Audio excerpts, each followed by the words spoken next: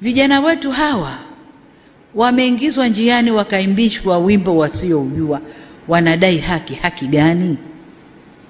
Hebu avutwe tu kijana pembeni, wewe uliingia unadai haki. Hivi ni haki gani?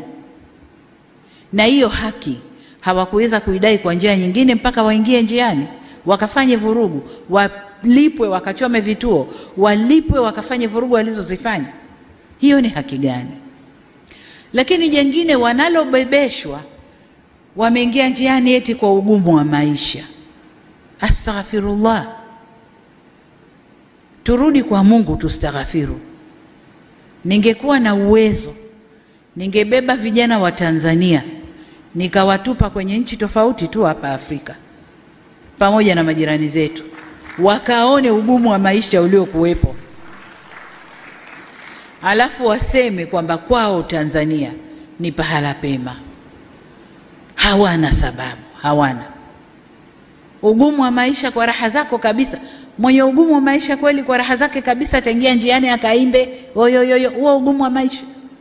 Mwenye ugumu wa maisha ana struggle, anahangaika kutafuta chakula chake cha leo, na wengi walikuwa kwenye kazi zao, wale wana ugumu wa maisha.